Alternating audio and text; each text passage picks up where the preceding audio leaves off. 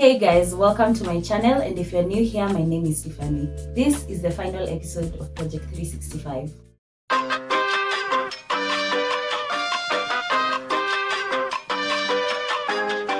If you're new here, Project 365 was a year-long hair growth journey that I started on the 28th of November 2024, where I documented my natural hair, my routines, and progress with the goal of growing my hair to tailbone length by November 28, 2025. And yes, this video is coming way later than planned. But honestly, I couldn't have done it at a better time. Project 365 was meant to end around November, precisely on the 28th, but life really showed up. I graduated, and if you've been through graduation season, you know it's not just a one-day thing. It's fittings, rehearsals, family, events, emotions, so much. Bus, club, another club, plane, next place. If you haven't watched the grad videos yet, they're up on my channel, and I'd really love for you to check them out because that season meant so much to me. Once all that settled, I realized I needed space.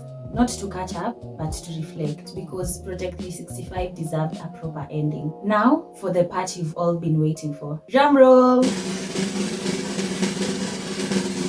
The real reason I started Project 365 was to wear my natural hair out for my graduation at tailbone length. I had this clear picture in my head: graduation day, cap and gown, and my natural hair flowing down my back. I also want to talk about why it really mattered for me to wear my natural hair out for my graduation specifically. I want to be very clear. I have absolutely nothing against wigs, braids, or any protective styles. They are beautiful, they are valid, and they serve different purposes for different people. This was never about proving anything or comparing choices. For me, wearing my natural hair out at my graduation was about showing up as myself, fully, confidently, and authentically, at a moment that marked the end of a huge chapter in my life. Graduation wasn't just about getting a degree. It represented growth, discipline, resilience, and patience. And honestly, my natural hair mirrored all of that. So wearing my hair in its healthiest and fullest state, that felt symbolic.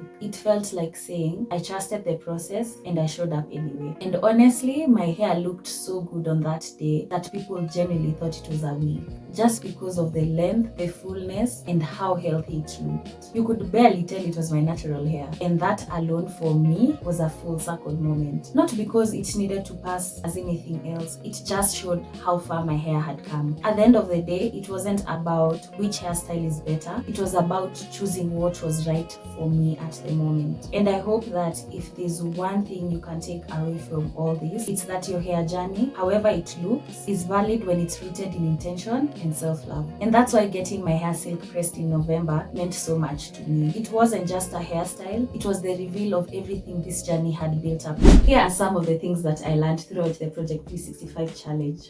Consistency beats intensity. I learned that what you do repeatedly matters more than what you do occasionally. Fancy routines don't mean much if they're not sustainable. Simple, consistent care gave me better results than overdoing treatments once in a while. Your hair always tells the truth. Any month I neglected my hair, rushed wash days, or skipped trims showed clearly in my results. Breakage, lack of retention, dull ends, nothing was hidden. This taught me to be accountable and really listen to my hair. Growth and length retention are not the same. My hair was growing, but that didn't always translate to visible length. I learned that protecting the ends is just as important as stimulating growth, maybe even more important. Patience is a non-negotiable. There were long stretches where my growth felt invisible. No dramatic changes, no exciting updates. This taught me that hair journeys aren't always visually rewarding in the short term, but the payoff comes later. Life seasons affect your hair. Being in my final year, internships, exhaustion, all of it affected how much time and energy I could give my hair. I learned to adjust expectations instead of quitting entirely. Doing something is better than doing nothing. DIY treatments require intention and testing. Not every DIY worked, and some needed tweaking. Through trial and error, I learned to observe, document, and refine instead of blindly following trends. Protective styles only work if you still care for your hair. Styling alone isn't protection. Moisture, gentle handling, and wash routines still matter. Otherwise, protective styles can actually set you back. Progress doesn't have to be public to be real. Even when I wasn't posting, the journey didn't stop. This taught me that documenting is powerful, but growth still counts even when it's offline. The journey matters as much as the goal.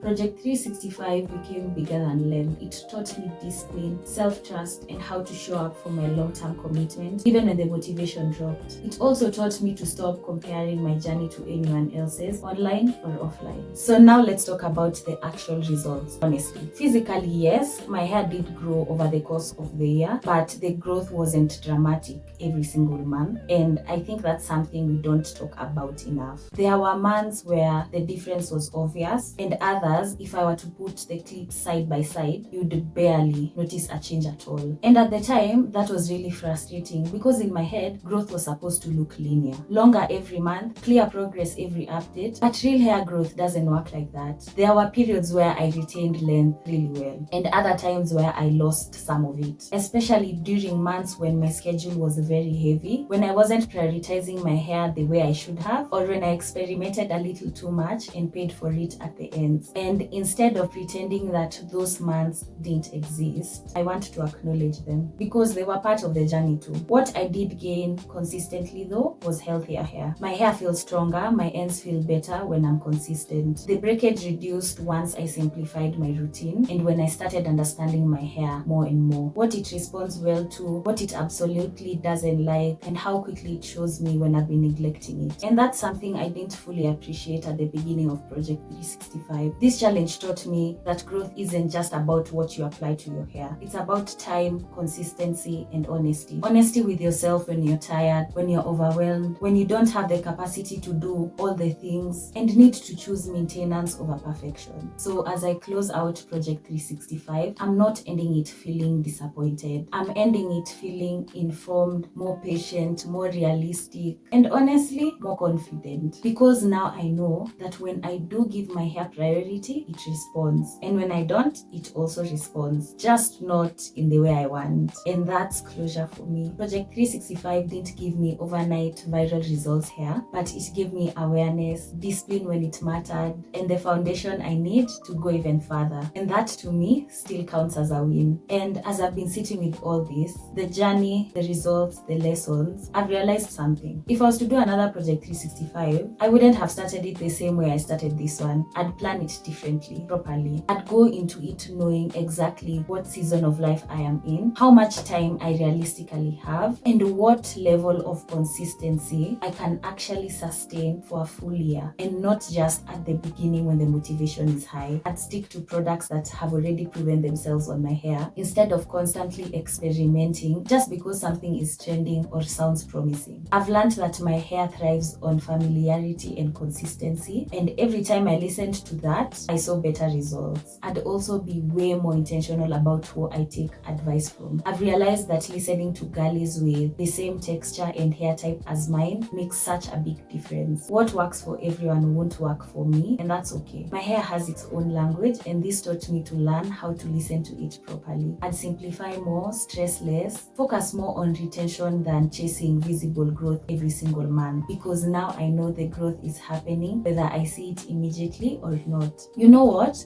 I think this deserves its own video because there's actually a lot I'd do differently if I was to do another Project 365. From the planning to the routines to the mindset. And I think it might help someone who wants to start their own challenge too. So we are not done just yet. Before I end this video, I really want to take a moment to say thank you. Thank you to everyone who's been part of this journey, whether you've been here from the very first video or just finding out about the series right now. Your support, your comments, your DMs, your constant when is the next update messages, it genuinely kept this project alive even on months when I went quiet. Project 365 wasn't just about growing hair, it ended up being about patience, discipline, grace, and learning how to show up for something even when the progress isn't loud or obvious. And honestly, having people walking that journey with me, cheering me on, holding me accountable, and giving honest feedback, it made it so much meaningful. I'm especially grateful to all all those who stuck around through all the trial and error, the DIYs that worked and the ones that clearly didn't, the months when the growth was exciting and the months where it felt like nothing was happening at all. Thank you for giving me the space to learn publicly, to change my mind, and to grow, literally and figuratively. This project taught me to trust the process, but also to be honest with myself, to rest when life demanded it, to stop forcing consistency when the season in my life required something else, and most importantly, to remember progress doesn't disappear just because it's not being documented. So, as we officially close Project 365, I just want you to know how much this journey has meant to me. Thank you for believing in the vision even though the uploads weren't as consistent. Thank you for staying curious. Thank you for staying kind. And while this chapter is ending, the journey itself isn't. If you've been watching quietly, I see you. If you've been commenting on every video, I appreciate you. If you've ever felt encouraged to take better care of your own hair because of this series, that alone makes everything worth it. Thank you for being here. Thank you for growing with me, and I'll see you in the next one. Hey guys. I'm like, this is Project 365. I need to relax. I feel like a reporter. I graduated, and if you haven't watched those grad parties yet, grad parties, I realized. Yeah, I'm just funny. To wear my natural hair out. To wear my natural hair out.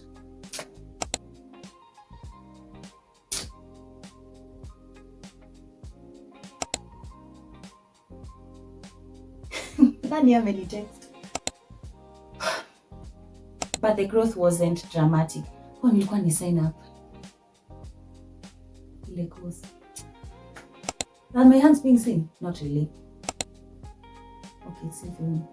I'd go into it knowing exactly what season of life I am in. Properly. Properly. Sitajivunja vidole through all the trial and hata macho zimekataa kufocus, guy. We can't wait.